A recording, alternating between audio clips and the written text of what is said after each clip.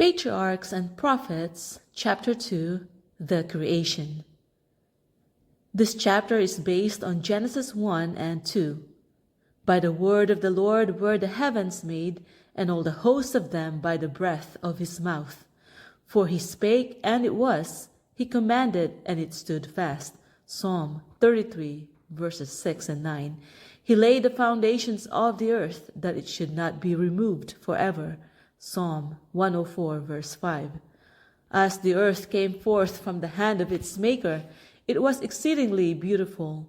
Its surface was diversified with mountains, hills, and plains, interspersed with noble rivers and lovely lakes, but the hills and mountains were not abrupt and rugged, abounding in terrific steeps and frightful chasms as they now do. The sharp, ragged edges of earth's rocky framework were buried beneath the fruitful soil, which everywhere produced a luxuriant growth of verdure. There were no loathsome swamps or barren deserts. Graceful shrubs and delicate flowers greeted the eye at every turn. The heights were crowned with trees more majestic than any that now exist. The air, untainted by foul miasma, was clear and healthful.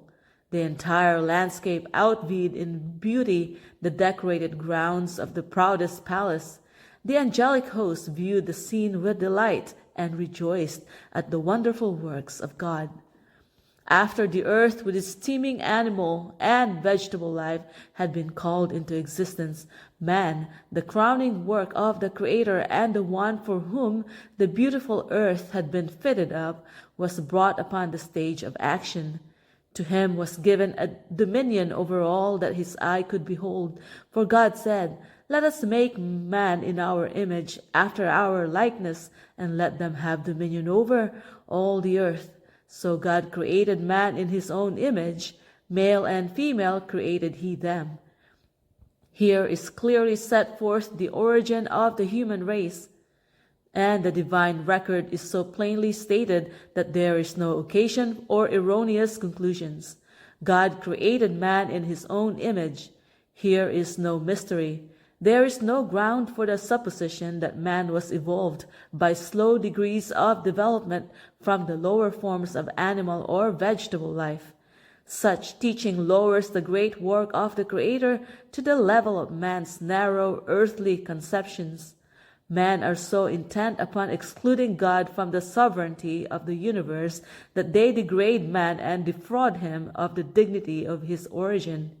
He who set the starry worlds on high and tinted with delicate skill the flowers of the field, who filled the earth and the heavens with the wonders of his power, when he came to crown his glorious work, to place one in the midst to stand as ruler of the fair earth, did not fail to create a being worthy of the hand that gave him life. The genealogy of our race, as given by inspiration, traces back its origin, not to a line of developing germs, mollusks, and quadrupeds, but to the great Creator. Though formed from the dust, Adam was the son of God. He was placed as God's representative over the lower orders of being. They cannot understand or acknowledge the sovereignty of God, yet they were made capable of loving and serving man. The psalmist says, "Thou madest him to have dominion over the works of thy hands. Thou hast put all things under his feet, the beasts of the field, the fowl of the air, and whatsoever passeth through the paths of the seas." Psalm 8, verses 6 to 8. Man was to bear God's image both in outward resemblance and in character. Christ alone is the express image, Hebrews 1 verse 3, of the Father, but man was formed in the likeness of God. His nature was in harmony with the will of God. His mind was capable of comprehending divine things. His affections were pure. His appetites and passions were under the control of reason. He was holy and happy in bearing the image of God and in perfect obedience to his will. As man came forth from the hand of his Creator, he was of lofty stature and perfect symmetry. His countenance bore the ruddy tint of health and glowed with the light of life and joy. Adam's height was much greater than that of men who now inhabit the earth. Eve was somewhat less in stature, yet her form was noble and full of beauty. The sinless pair wore no artificial garments. They were clothed with a covering of light and glory, such as the angels wear. So long as they lived in obedience to God, this robe of light continued to enshroud them. After the creation of Adam, every living creature was brought before him to receive its name. He saw that to each had been given a companion, but among them there was not found an helpmeet for him. Among all the creatures that God had made on the earth, there was not one equal to man. And God said, "It is not good that the man should be alone. I will make him an helpmeet for him." Man was not made to dwell in solitude. He was to be a social being. Without companionship, the beautiful scenes and delightful employments of Eden would have failed to yield perfect happiness. Even communion with angels could not have satisfied his desire for sympathy and companionship. There was none of the same nature to love and to be loved. God himself gave Adam a companion. He provided an helpmeet for him, a helper corresponding to him, one who was fitted to be his companion and who could be one with him in love and sympathy. Eve was created from a rib taken from the side of Adam, signifying that she was not to control him as the head, nor to be trampled under his feet as an inferior, but to stand by his side as an equal, to be loved and protected by him. A part of man, bone of his bone, and flesh of his flesh, she was his second self, showing the close union and the affectionate attachment that should exist in this relation. For no man ever yet hated his own flesh, but nourisheth and cherisheth it. Ephesians 5 verse 29. Therefore shall a man leave his father and his mother, and shall cleave unto his wife, and they shall be one. God celebrated the first marriage. Thus the institution has for its originator the creator of the universe. Marriage is honorable. Hebrews 13 verse 4. It was one of the first gifts of God to man, and it is one of the two institutions that, after the fall, Adam brought with him beyond the gates of paradise. When the divine principles are recognized and obeyed in this relation, marriage is a blessing. It guards the purity and happiness of the race. It provides for man's social needs. It elevates the physical, the intellectual, and the moral nature. And the Lord God planted a garden eastward in Eden, and there he put the man whom he had formed. Everything that God had made was the perfection of beauty, and nothing seemed wanting that could contribute to the happiness of the holy pair. Yet the Creator gave them still another token of his love by preparing a garden specially for their home. In this garden were trees of every variety, many of them laden with fragrant and delicious fruit. There were lovely vines growing upright, yet presenting a most graceful appearance, with their branches drooping under the load of tempting fruits of the richest and most varied hues. It was the work of Adam and Eve to train the branches of the vine to form bowers, thus making for themselves a dwelling from living trees covered with foliage and fruit. There were fragrant flowers of every hue in rich profusion. In the midst of the garden stood the tree of life, surpassing in glory all other trees. Its fruits appeared like apples of gold and silver, and had the power to perpetuate life. The creation was now complete. The heavens and the earth were finished, and all the host of them. And God saw everything that he had made, and behold, it was very good. Eden bloomed on earth. Adam and Eve had free access to the tree of life. No taint of sin or shadow of death marred the fair creation. The morning stars sang together, and all the sons of God shouted for joy. Job 38 verse 7. The great Jehovah had laid the foundations of the earth. He had dressed the whole world in the garb of beauty, and had filled it with things useful to man. He had created all the wonders of the land and of the sea. In 6 days the great work of creation had been accomplished. And God rested on the seventh day from all his work which he had made. And God blessed the seventh day and sanctified it, because that in it he had rested from all his work which God created and made. God looked with satisfaction upon the work of his hands.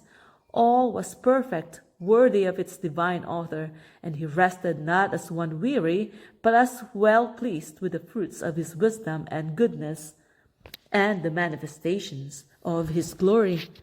After resting upon the seventh day, God sanctified it, or set it apart as a day of rest for man. Following the example of the Creator, man was to rest upon this sacred day, that as he should look upon the heavens and the earth, he might reflect upon God's great work of creation, and that as he should behold the evidences of God's wisdom and goodness, his heart might be filled with love and reverence for his Maker.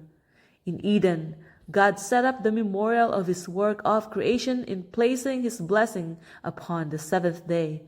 The Sabbath was committed to Adam, the father and representative of the whole human family. Its observance was to be an act of grateful acknowledgement on the part of all who should dwell upon the earth that God was their creator and their rightful sovereign, that they were the work of his hands and the subjects of his authority. Thus, the institution was wholly commemorative and given to all mankind.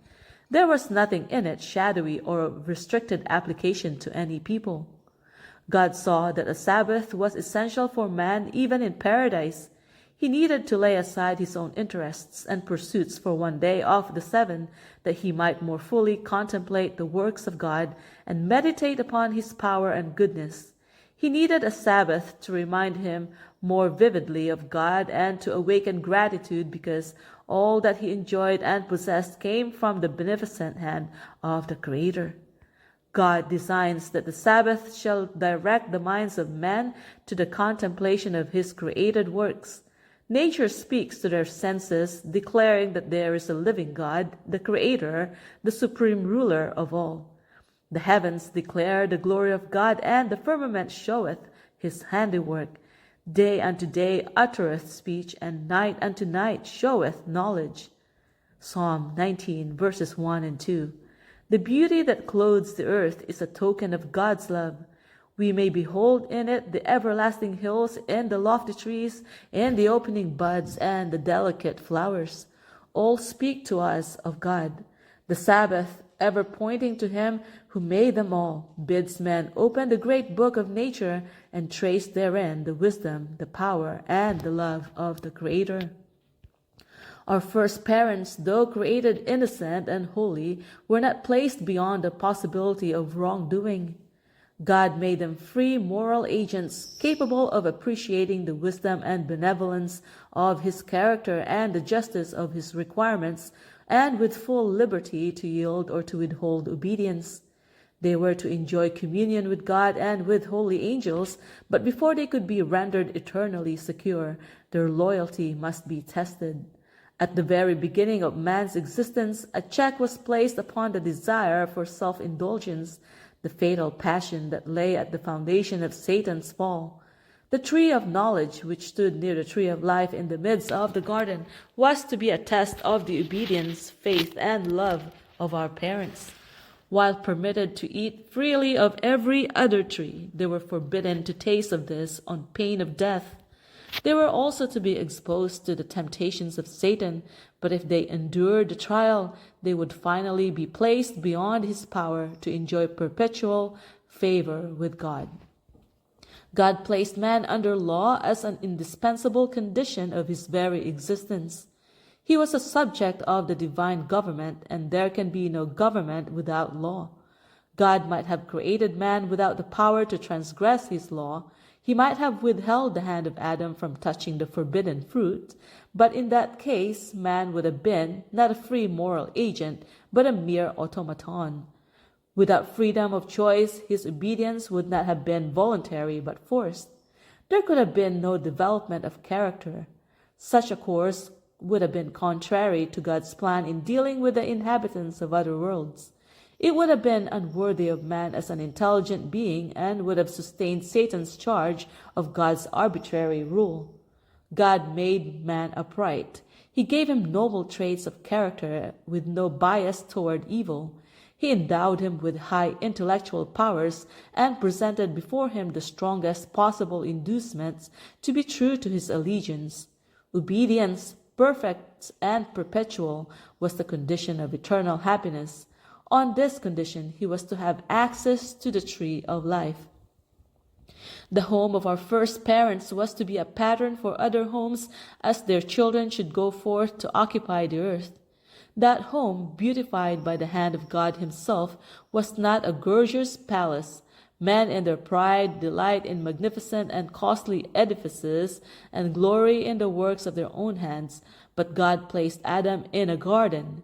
This was his dwelling. The blue heavens were its dome. The earth with its delicate flowers and carpet of living green was its floor, and the leafy branches of the goodly trees were its canopy. Its walls were hung with the most magnificent adornings, the handiwork of the great master artist. In the surroundings of the holy pair was a lesson for all time that true happiness is found not in the indulgence of pride and luxury, but in communion with God through his created works. If man would give less attention to the artificial and would cultivate greater simplicity, they would come far nearer to answering the purpose of God in their creation.